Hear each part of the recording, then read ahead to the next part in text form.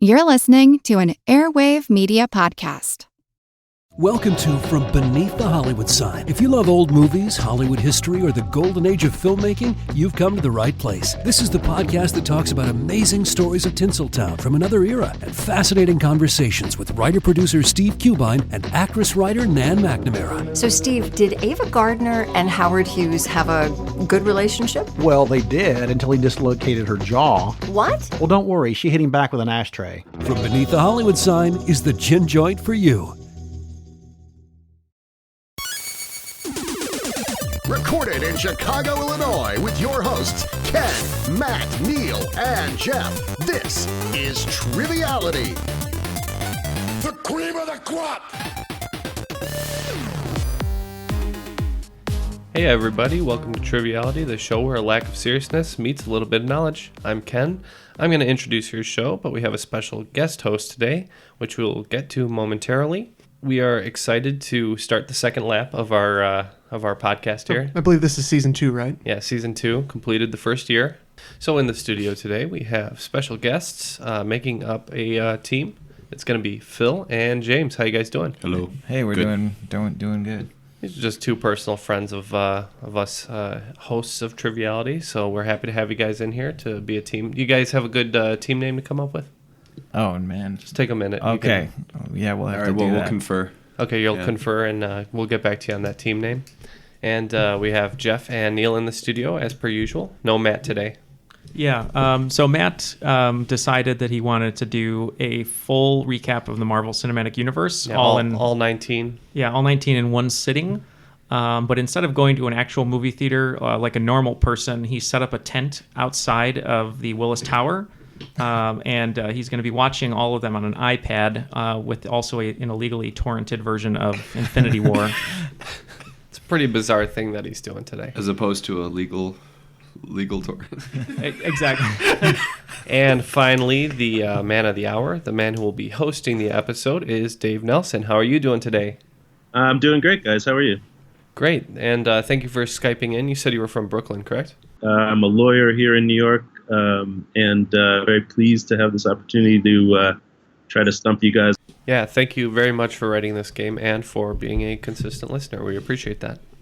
We will probably be both honored and humbled, unlike the people who normally just say that they're humbled. Yeah, that's one of Jeff's pet peeves is when someone wins an award, they say that they're humbled. Yeah, yeah, Neal's not wrong. So how are you guys doing on the team name there? I've got Patrick Swayze staring at me from Neal's Roadhouse poster right here. So we got Team Dalton. Nice. Team Dalton. Yeah. Okay. And we'll be Team Triviality, I guess, over on our side. We could be both a Roadhouse and, since I'm going through New Girl right now, a New Girl reference, and we could be the Coolers. The Coolers. Ooh. All right, that's a pretty cool name. All right, so without further ado, let's kick it to the rules guy for the rules. The rules of the game are simple. 20 questions split into 2 rounds worth 10 points apiece. At halftime, there'll be a special swing round designed by this week's host. After regulation, players will enter the final round with the points that they've accumulated and will have a chance to wager 0 to 30 points on 5 categorized questions. At the end of the game, someone will be named the cream of the crop. The cream will rise to the top, oh yeah. All right, so if Team Dalton and the Coolers are ready, I'm going to kick it over to Dave to start the game. Right on. Okay, round 1, question 1. The category is British presidents. Which president was both the last to be born as a British subject and the first Whig Party candidate to be elected to the highest office in the land? I know this question isn't easy, but it shouldn't take you 31 days to come up with the answer. We are locked in. Is it? Sure, we'll lock that in. You want to lock that in? Yeah, because that's actually a president name. Yeah. We're going to go with Harrison. Yeah, we agree with this. Is old Tippecanoe himself, William Henry Harrison. That's correct. The answer is William Henry Harrison. Yeah, Jeff and I locked onto that pretty quick through Parks and Rec. So I got it. I got it from an episode of The Simpsons where they're doing "We are the mediocre presidents. You won't find our pictures on dollars or on cents." And then they did a shout out to Harrison I died in 30 days or something like that. Yeah. Yeah, it was a good one. All right, question 2. The category is nuclear combat toe-to-toe with the Ruskies.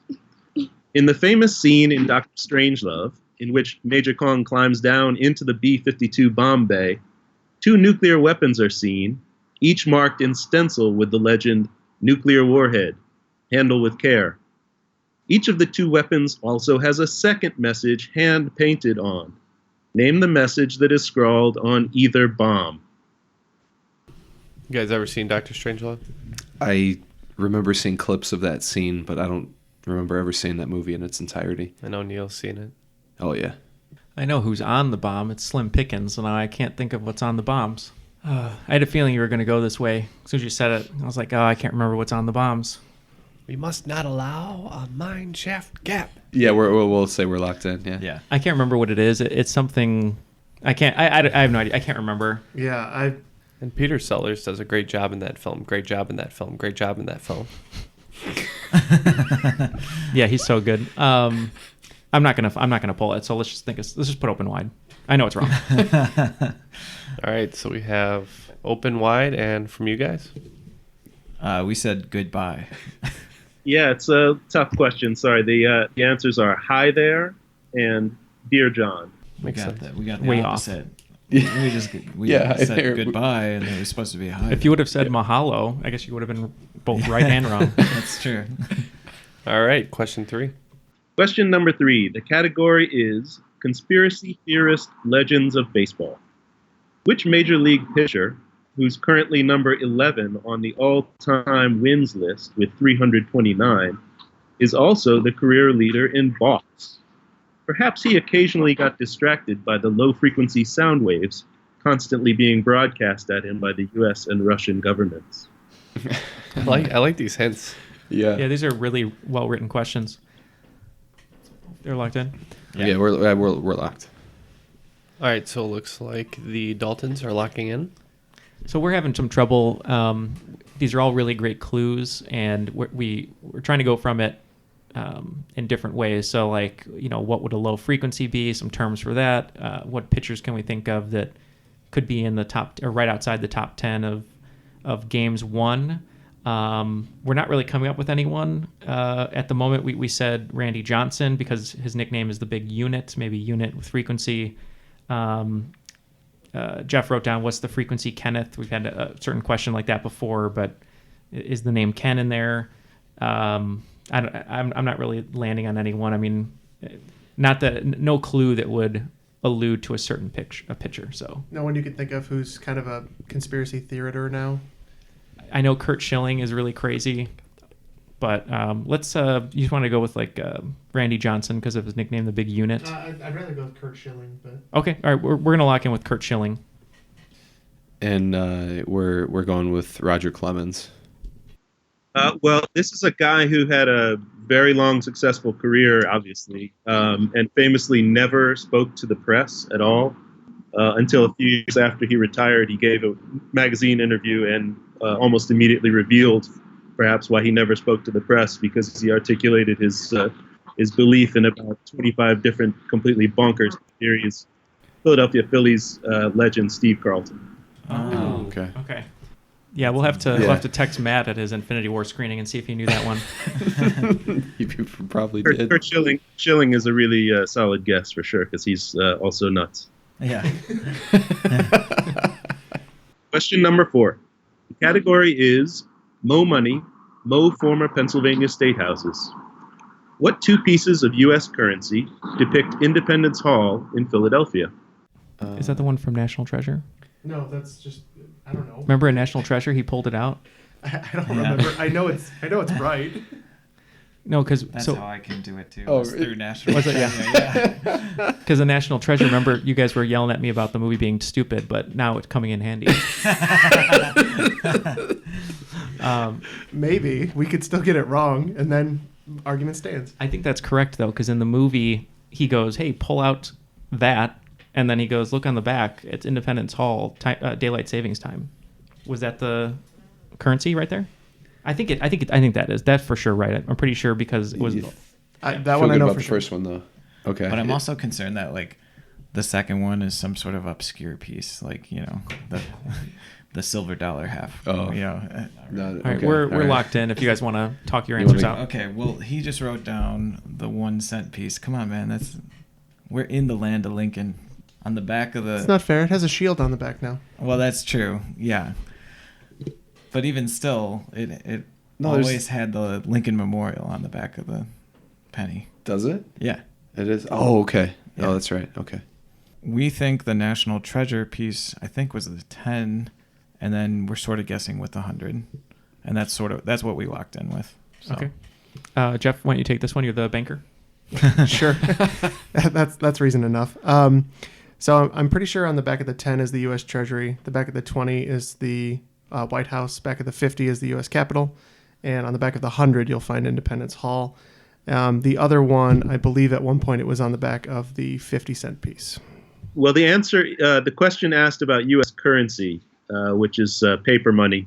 The answers are the $100 bill, which depicts the outside of Independence Hall, and the $2 bill, which shows the interior of Independence Hall and the signing of the Declaration of Independence. I wasn't thinking about that being inside Independence Hall, but that's a great one. All right, question number 5. The category is just below the surface.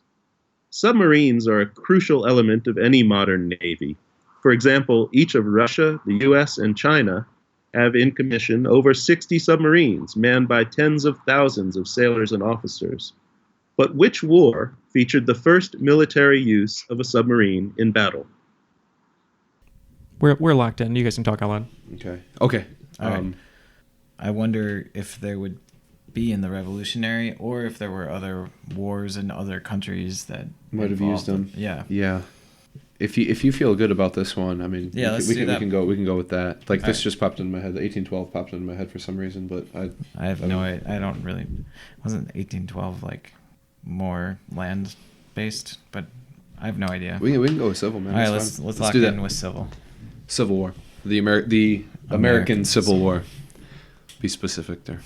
I deferred to Jeff on this one. What he put, I thought I answered once and it was wrong, but I'm just gonna let Jeff lean on him here. Way to throw me under the bus, Neal. We also went Civil War. The answer is the American Revolutionary War. Oh, snap. So they wrote it, but they didn't go with it. It's a weird little contraption that they devised called the turtle that was supposed to allow them to attach explosive charges to the exterior of British ships. And they tried it in the Battle of New York in 1776, and it didn't work very well. Wow. So not to great success, but... No. But it was there. Yep. Cool. Wow. All right, so after 5 questions, we are holding steady at 10 points apiece. Barn burner. All right, go ahead, Dave. Hey, we're still in this game. Yeah, we are. Right on. All right, go ahead, Dave. Question number 6. The category is the best words and the best film criticism. Which movie, which he has named as his all-time favorite, did Donald Trump once describe as being, quote, really about accumulation? And at the end of the accumulation, you see what happens, and not everything is necessarily all positive. Not positive. I think you learn that maybe wealth isn't everything. Can you reread that quote in impression form? It's about accumulation. It's not all positive. I'm doing the finger thing too, where he does the okay signs. I wrote down an answer.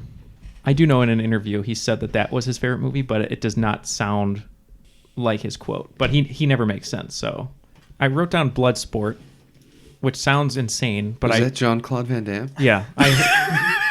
That's incredible. I heard in an interview he said that was his favorite movie. And I carried that fact with me, telling people about Bloodsport. So that's the only thing immediately in my head. I was like, oh, he said it was Bloodsport, but it does not fit what Dave described in the quote. So I honestly, I can't even, Bloodsport keeps coming to me. And I know it's probably wrong. I know there's an interview he says that's his favorite movie, but let's just go with Bloodsport. I don't care. I'll die in the sword. All right. We said Wall Street is what we locked in with. Well, I can't believe that you would suggest that Donald Trump, when asked the same question twice, gave 2 different answers. But the answer here is Citizen Kane. There's no fucking way. That's bull. If you go on YouTube, you can see a clip from a really amazing interview that this documentary filmmaker Errol Morris did with him, and he's asking him about Citizen Kane. And then the final question is, if you could give one piece of advice to Charles Foster Kane, what would it be? And Trump says, "Get yourself a different woman." Yeah, I don't think so. I don't think you've seen that. I mean, if there's anyone who I could believe was obsessed about a sled, it could be him. All right, question 7. The category is the greatest city in northeastern Illinois. Wrigley Field is the second oldest stadium in the major leagues, behind only Boston's Fenway Park. It originally opened in 1914, not as Wrigley, but as Weigman Park, home of which baseball club? I think it might be that, so let's just go with it. Yeah, that's fine with me. Go for it. All right. I think I remember hearing that too. So I think Neal and I honed in on the same thing. I was a little confused because I thought that may have been the football team at some point too. It might have been. But I have a feeling that it was the Cardinals, right? Is that what we're saying? We went Cardinals. Yeah, so did we. We went Cardinals. Well, there was a Chicago Cardinals in the NFL other times, but the answer to this question is actually not a major league team. It's a team from the Federal League called the Chicago Whales. Oh. Yeah, it was a sort of a short-lived challenge to the major leagues. And the guy Weigman, he owned the Chicago Whales. The league folded after a couple years, and then he bought the Cubs and moved the Cubs from their former home to what eventually became Wrigley. So it was really the beginning of the century version of the XFL with Vince McMahon. Precisely, but with straw boaters and stuff like that. Extreme baseball. All right, let's move on to question 8. Try to get some points on the board here. All right, question 8. The category is art. Sotheby's recently sold for more than $110 million an untitled canvas by which Brooklyn-born painter who was once the subject of a biopic starring David Bowie? We're going to lock in. I mean, he could have played him in another movie that we're not thinking of. So we immediately wrote down Jackson Pollock, and I know for a fact Ed Harris was in a film playing Jackson Pollock with Marcia Gay Harden. Called Pollock. And then Jackson Pollock starred in a biopic about Kevin Pollock, character actor, which is not true. But we thought that David Bowie may have performed as Jackson Pollock, so that was what we locked in with. Yeah, I'm kind of surprised that you guys didn't think about this one a little bit more, because I think these guys might be on the right track. So what did you guys say? I hope we're in the right. I just think I went with Andy Warhol because we were like, it seems like Bowie and Warhol should be buddies, and I'm pretty sure Andy Warhol is out of New York. So It was based in New York. Yeah. So we went with Andy Warhol. Well, you're correct that Bowie played Warhol in the film, but Warhol was from Pittsburgh. The correct answer to this question is Warhol's friend and sometime collaborator, Jean-Michel Basquiat. Basquiat. Yeah, we're getting closer to facts every time we come up with an idea. All right, question 9, please. Question 9, the category is Legends of Professional Wrestling. If you watch any of the 12,000 episodes of Shark Tank shown nightly on CNBC, you're very likely to come across so-called Mr. Wonderful, Canadian businessman Kevin O'Leary. But outside of reality television, everyone knows the true Mr. Wonderful is this pro wrestler who was selected by the New Orleans Saints in the 1973 NFL Draft and later went on to compete in the main event at the very first WrestleMania. If Neal can get his head together, he might pull away. I'm having a really bad day here for brain capacity. I keep thinking of Mr. Perfect, Kurt Hennig. Oh no. Would a nickname be sufficient, or do you need the wrestler's actual name? The question gives you his nickname. Right. Oh. I know who it is, and we just talked about him the other day, and I'm just having a really bad day today. Hey, Neal, we talked about this guy on one of our wrestling episodes, right? God, I'm so disappointed in myself. We were just talking about this guy last week. I'm just not in the right headspace. In fact, if it helps, I believe Matt said that Jeff doesn't even know who Mr. Wonderful is. Yeah, he did. He did. All right, well, we locked in with an incorrect answer because I can't pull it. We're blank. Locked in. So they're locking in with Andy Warhol again. Yeah, let's say Andy Warhol. You guys? Like I said, I know this answer, and I'm just not pulling it. I'm going to take some ibuprofen as I say the word Anderson. You joke, but I think Andy Warhol actually was at the first WrestleMania. See, we just cannot be right today. Yeah.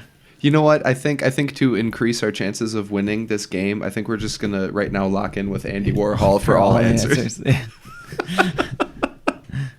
No, the answer is Mr. Wonderful, Paul Orndorff. Oh. All right, now that Neal has taken his limitless pill, we will see what happens in the next question. Question 10. Question 10. The category is #The Resistance. In the well-known short story, Bartleby the Scrivener, the title character spends most of the time doing precious little scrivening and quite a bit of time telling his boss to go fly a kite. Who wrote Bartleby the Scrivener? I've never heard of that before. It sounds great. Just thinking of guys that wrote quirky. Don't you dare write Andy Warhol. As a clue, in most of the story, the narrator, who's Bartleby's boss, keeps asking him to do things, and Bartleby keeps answering, "I would prefer not to." Sounds like me. These are great questions, Dave. I just wish we had the mental capacity today to answer them. We have to live up to that one review where they're like, I'm surprised how much they don't know. We got to try. If it's a 50-50 really between these two and I pick the wrong one, I'm going to be really upset. That's okay. I doubt it, though, so we're good. You guys are locked? This is just based on the silly words that were in the question. My guess was Shel Silverstein, but then Phil says that it's somebody more serious. Potentially. So he threw out, what are you throwing out, man? Dahl. Raoul Dahl? Yeah. You can write whoever you want, man. Okay, so we're locking in with Dahl. Okay, Raoul Dahl and... That might be the weirdest coincidence ever. We both wrote Road Dahl and Shel Silverstein, so I flipped a coin on Road Dahl. Double Raoul Dahls. The only thing that'll make this weirder is the actual answer to the question, which I realize now I should have asked after the Chicago Whales question, because the answer is Herman Melville. Oh. All right, so after a tough first round, we are tied 10-10. You guys started strong and just fell off from there. All right, so let's get started with the swing round and hopefully get some points in this game. Do you want to take it away, Dave? The swing round category is musical road trip. So I'm going to read you lyrics from 10 songs, and I need the title for each song.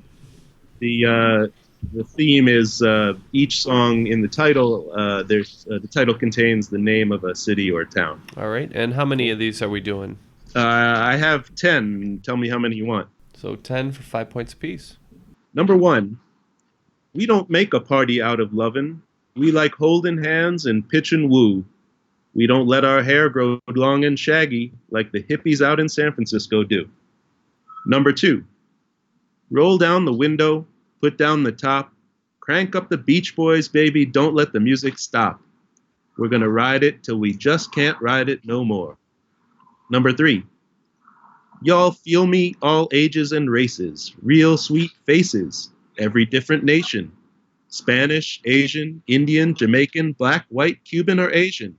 I only came for 2 days of playing, but every time I come, I always wind up staying. That's a good one.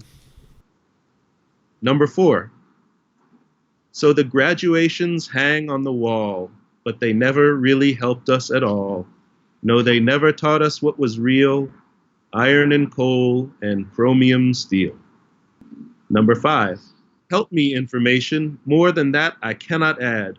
Only that I miss her and all the fun we had, but we were pulled apart because her mom did not agree. Number 6, you leave the Pennsylvania station about 3:45, read a magazine, and then you're in Baltimore. Dinner in the diner, nothing could be finer than to have your ham and eggs in Carolina. Carolina. Number 7. I got no rap against the southern states. Every time I've been there, it's been great. But now I'm leaving, and I can't be late, and to myself be true. Number 8. The loveliness of Paris seems somehow sadly gay. The glory that was Rome is of another day. I've been terribly alone and forgotten in Manhattan. I'm going home to my city by the bay. Number 9. Energy calling me, back where it comes from. It's such a crude attitude, it's back where it belongs. And number 10. The bars are temples, but the pearls ain't free. You'll find a god in every golden cloister, and if you're lucky, then the god's a she. I can feel an angel sliding up to me. So again, there is a city name or a location name in every one of these songs, correct? Yeah, every title has the name of a city or a town. Okay, so these guys are going to get to work on those, and we'll be right back with the answers. All right, looks like the answers are in, so take it away, Dave, for the answers. All right, number 1, we don't make a party out of lovin'. Team Dalton. Oh, we didn't have an answer. Yeah, we left that one blank. And Team Cooler. We just went Surfin' USA. No, the answer is I'm Proud to Be an Okie from Muskogee by Merle Haggard. Oh, okay. Yeah, there's going to be a lot of wrong answers here. Question number 2, roll down the window, put down the top. Team Dalton. That was a blank for us, too. We just put Country Line.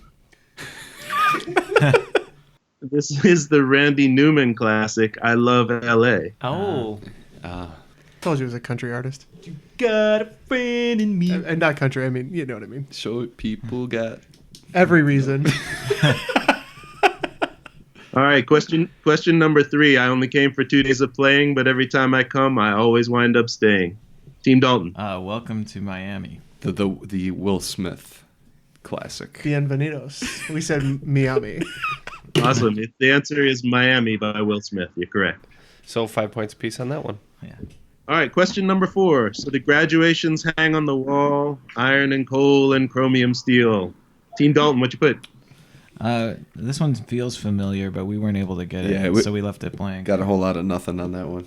So we didn't know what to put. It was very descriptive, and we thought as a writer, he's very descriptive. So we said it was The Boss with Streets of Philadelphia. Well, that's not a bad guess, but this is actually from Allentown by Billy Joel. Ooh, okay. Yeah, it's one of my least favorite songs ever. So naturally, you included it. Hey, this is trivia is a verite. It's not about. It knows no preference. Exactly. All right, number 5. Help me information. More than that, I cannot add. Only that I miss her and all the fun we had, but we were pulled apart because her mom did not agree. Team Dalton. That helped me information. It's really familiar, but I had nothing after that. Yeah, we're blank again. We just went with Jimmy Reno. Is that even a song? No. She tore apart our happy home in Memphis, Tennessee by Chuck Berry. It's your cousin Marvin. Number 6, the Pennsylvania Station. Team Dalton, what'd you put for that? That's the Chattanooga Choo Choo. And Team Cooler? Once again, didn't know this one, so we went Wade Garrett. You got it, Team Dalton, the Chattanooga Choo Choo by Glenn Miller. Nice. Question 7. Got no rap against the southern states. And to myself be true. Team Dalton? Blank on that one. And for us, if anyone didn't figure out, we're just naming characters from Roadhouse. So I just put Brad Wesley. Jeez. Wesley. Now this was a decent sized hit for podcast favorite Bob Seger and the Silver Bullet Band, Kathmandu. Kathmandu. I'm going to Kathmandu. And 7. I'm going home to my city by the bay. Team Dalton. I believe this one is I Left My Heart in San Francisco. And Team Cooler. Yeah, I left my heart in San Francisco. With Tony Bennett. Notwithstanding the impression, that's correct. All right, question 9. Energy calling me back where it comes from. Such a crude attitude, it's back where it belongs. Team Dalton. All the little chicks with their crimson lips know that Cleveland rocks. I believe I used to shout this at my TV for the third through final seasons of the Drew Carey Show by Presidents of the United States of America. This would be Cleveland Rocks. That's right. I'm not sure if it's actually true, but that is the title, Cleveland Rocks. Cleveland's okay. Yeah, I'm agnostic. I've never been to Cleveland. Question 10. If you're lucky, then the god's a she. Team Dalton? We had a blank on that one. We went with the Billboard hit Boston Cream Pie. No, you're almost there, but this song was really big when I was a kid, and it was very weird also. It's called One Night in Bangkok. One night in Bangkok makes the world your oyster. Yeah. Oh, man. Shoot. So, racking up an extra 20 points, Team Dalton. And keeping things cool over there in the other corner is the Coolers with 15 points. So that brings the totals to 30 to 25. Round 2? Yeah, let's do it. All right, round 2, number 1. Question number 1. The category is Spanish-speaking titans of the GOP. Everyone knows that Jeb Bush's real last name is an exclamation point. But what is his real first name? He'll never be president, but at least he'll have this one thing in common with Calvin Coolidge. Oh, you would know something like this. Did Calvin Coolidge have a different name? That's strongly implied by the question. Oh, yeah, no. Trying to throw kernels here at Jeff. All right, we're locking in. You know more about Calvin Coolidge than I would ever care to admit myself. I mean, I don't know anything about him. So other than he was the curious president. You know nothing about him. Didn't you go on an extended story about him and his Secret Service one time? Or do I have the wrong person? No, that was me, but I researched it. I didn't know it. I am halfway out the door for this game, so you have to pick up the slack. Well, yeah, I was going to say Jebediah. I'm just trying to think of... But that seems like too easy. Yeah, it seems too obvious. Oh, I don't know if you wrote that too and you're trying to get us not to say Jebediah. I just know that just please clap if we get it right. All right, we're going to lock in with Jebediah. Same. No, his Jeb Bush's real name is John Ellis Bush, hence Jeb. So it's John Ellis Bush, essentially? Yes. Yeah, it's like I have to go to the ATM machine. Yeah. The ATM machine. You going to reset your PIN number? All right, question number 2. The category is Canadiana. Canada has almost 4,000 Tim Hortons and over 8,000 ice rinks. It also has 10 provinces and 3 territories. Prince Edward Island is the smallest by area of these 13 subdivisions, just slightly larger than Rhode Island. However, which of the 13 subdivisions is the largest by area?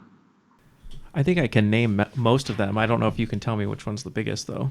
Wait, you would know better than I would. Yeah, Phil is actually Canadian, so we'll see how that plays into this question. I'm not Canadian.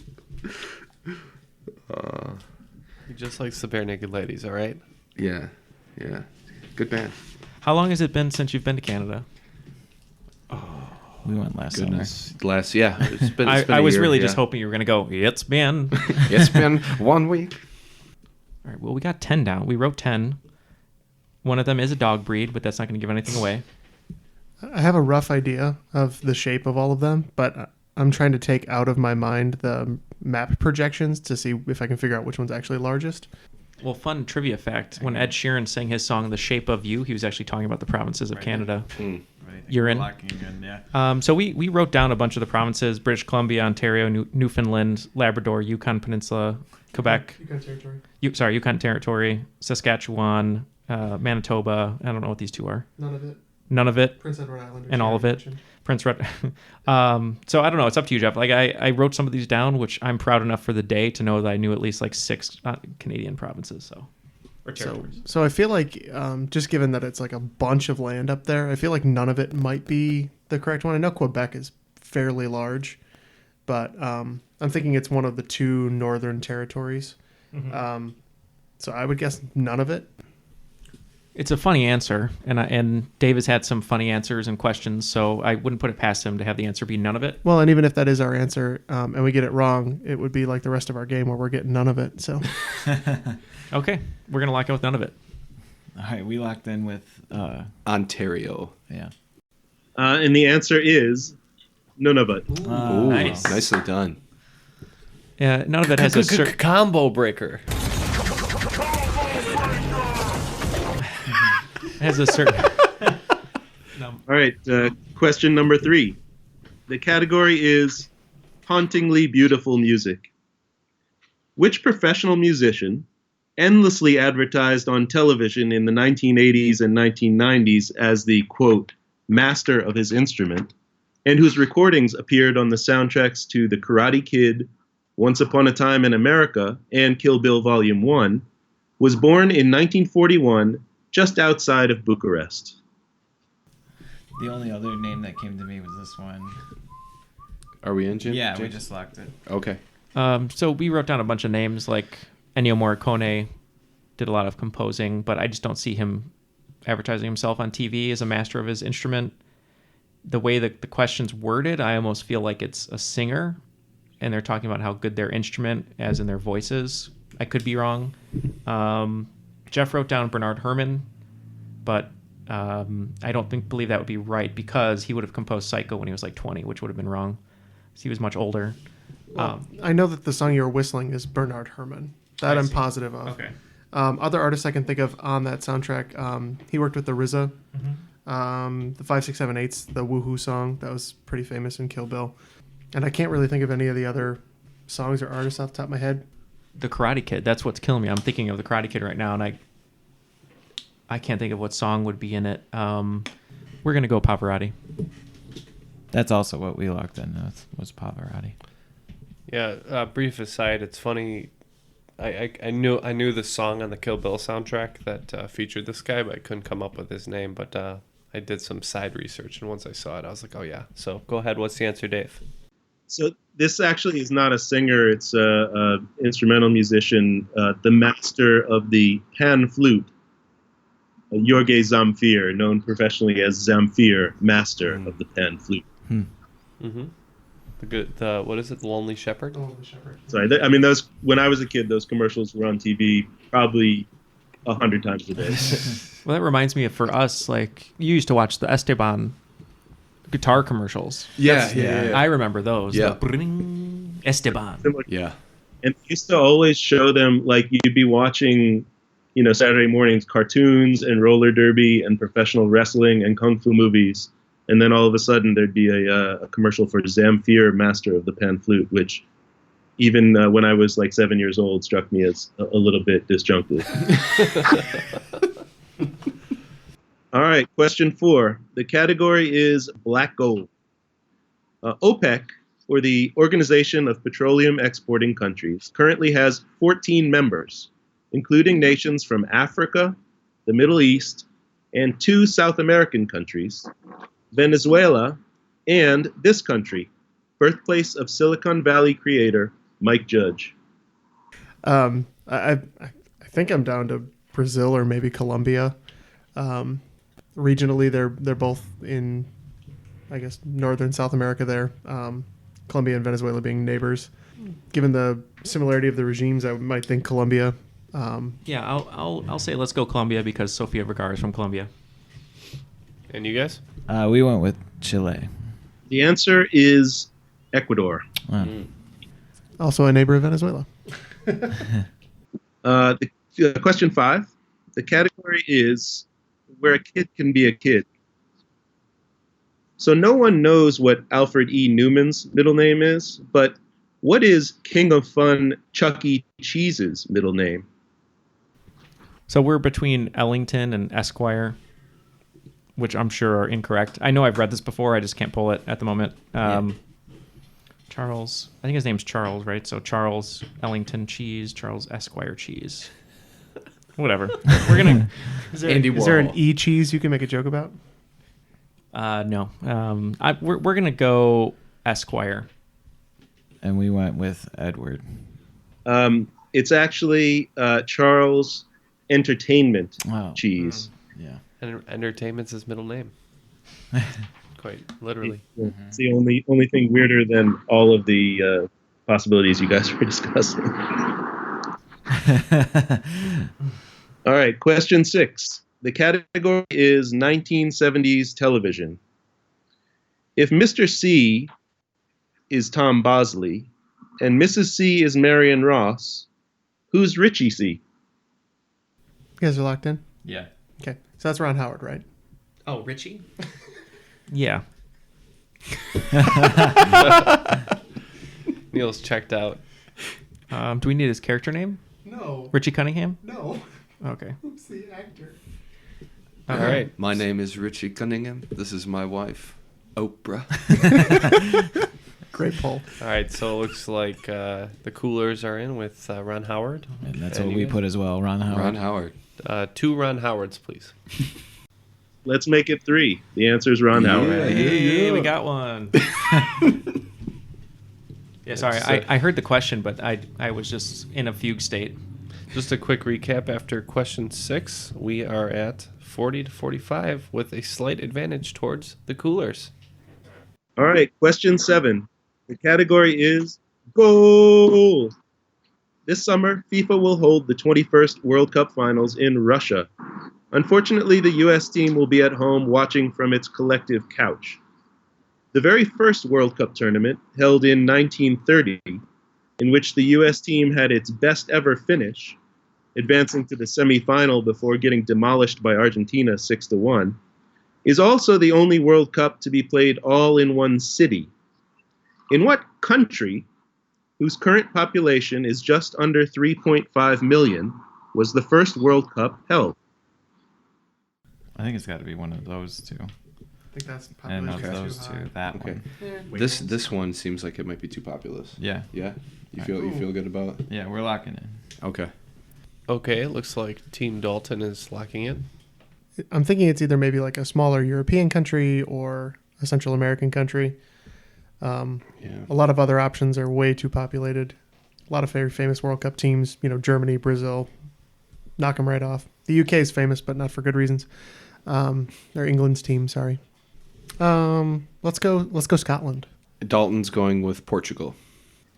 And the answer is Uruguay.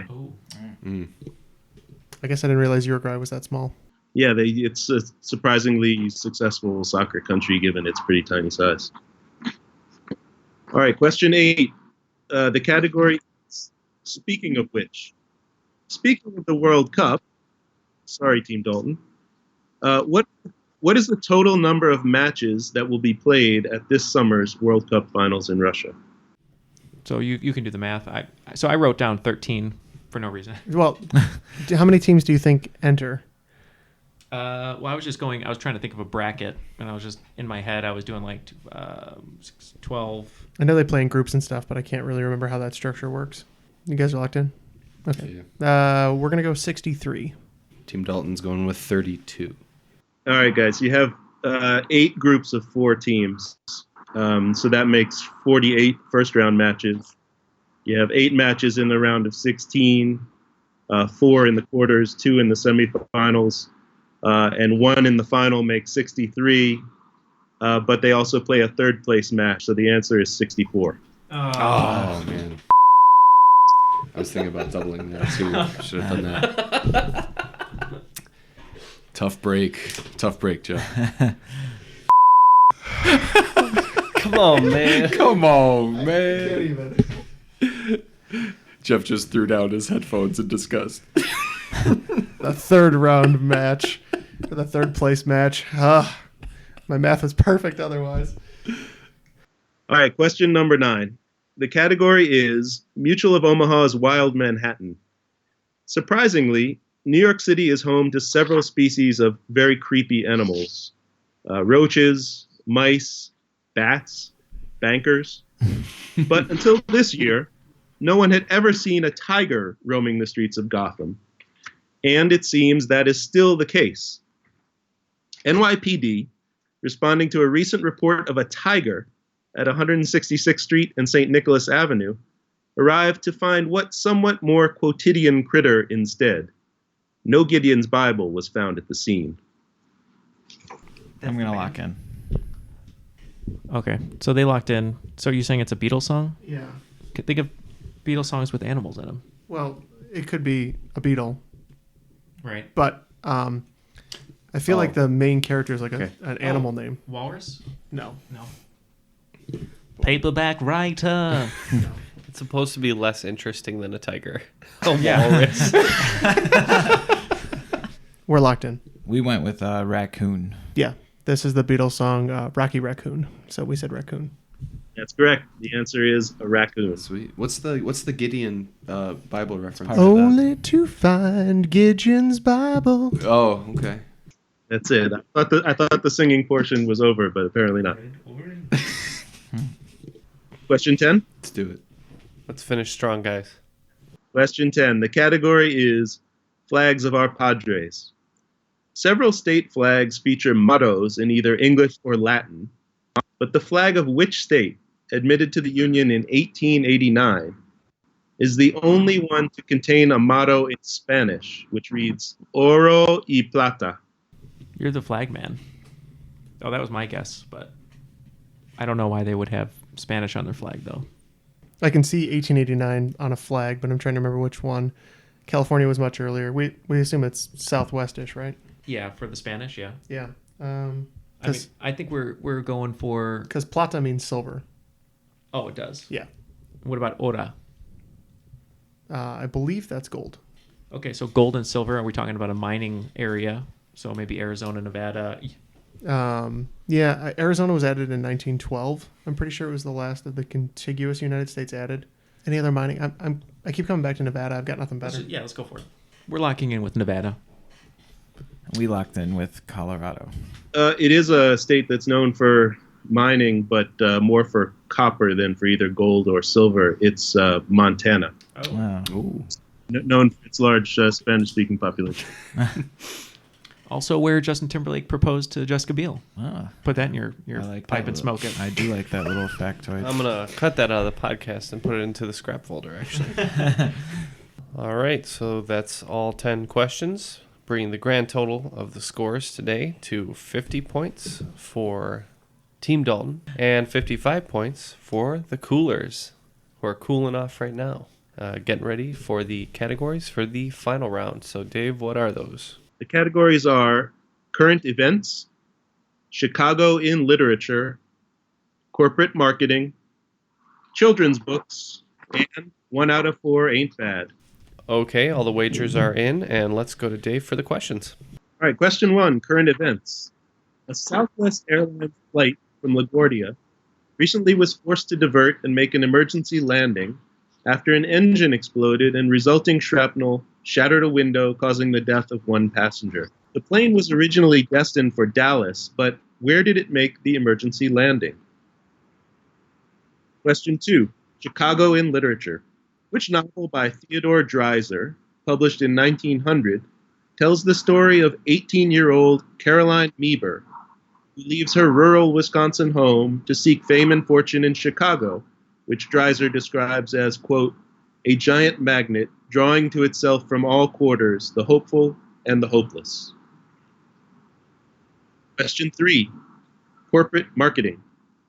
Which company, headquartered in Clichy, France, uses a logo that the company describes as, quote, a schoolboy with a head in the shape of a ball, holding a pen behind his back?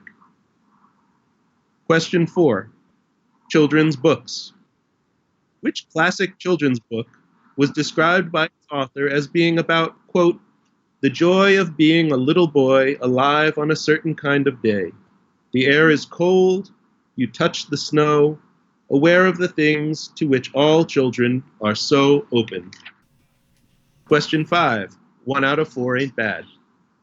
The Balearics are a chain of islands off the Mediterranean coast of Spain. The 4 largest are Menorca, Mallorca, Formentera, and which Eurotrash mecca? Okay, all the answers are currently in. I'm going to go ahead and break protocol anyways due to a coincidence.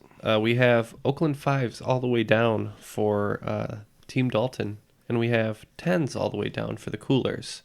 So once again, the Coolers have 10 points on each question, and the Daltons are wagering the Oakland 5 on every question. So let's get to the answers. Go ahead, Dave. All right, question 1. Current events, the Southwest Airline flight, where was it diverted on its way from LaGuardia to Dallas? So Yeah, we said Cincinnati for that one. And we went Memphis.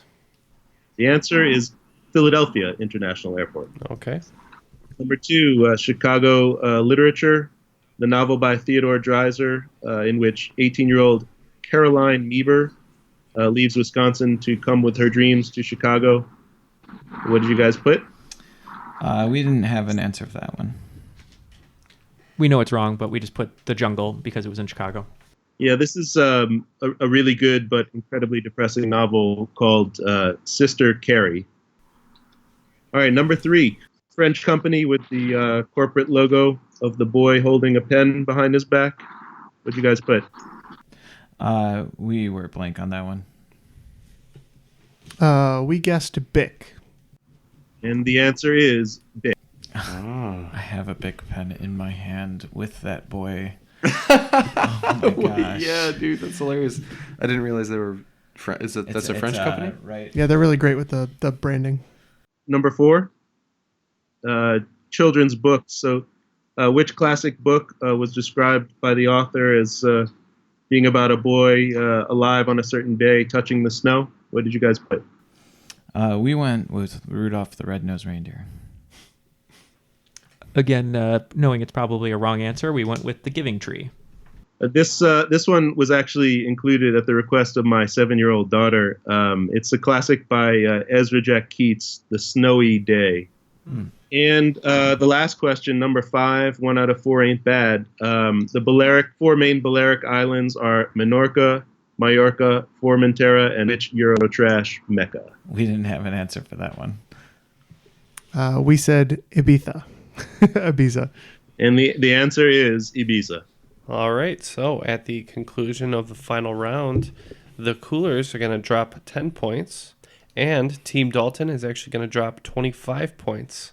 So that brings the grand total for Team Dalton to 25, and the grand total for the Coolers to 45. So despite a pretty difficult game, you guys are the cream of the crop. On balance, off balance, doesn't matter. I am the cream, yeah. The cream of the crop. Yeah, what a really well-written game, Dave. It just was not our day to be on point, but all those questions were great. All the references were just, I don't know, really well put in those questions. So thank you for writing that awesome game. Yeah, there's just a little bit of cream on the top today. Yeah. You have to turn it a bit harder. Yeah. Well, even with these difficult games, it's good to learn these things for future reference. Yeah, no, it was fun. Thanks, Dave, and thank you, Triviality guys, for having us today. Yeah, definitely. I feel bad, Phil. Every time we invite you here, it's like a brutal game. Either you lose brutally or the game itself is brutal. It's all right. Thanks for the opportunity. It was fun putting together the questions. I'm sorry they were a little bit harder than maybe they should have been. You should never be sorry. And that's quite all right. These guys need a little punishment. So for the gentlemen in the studio today, Phil James, our special guests, and Neal and Jeff, Matt remotely watching Avengers somewhere, and of course our special guest host Dave, and myself Ken. That was Triviality.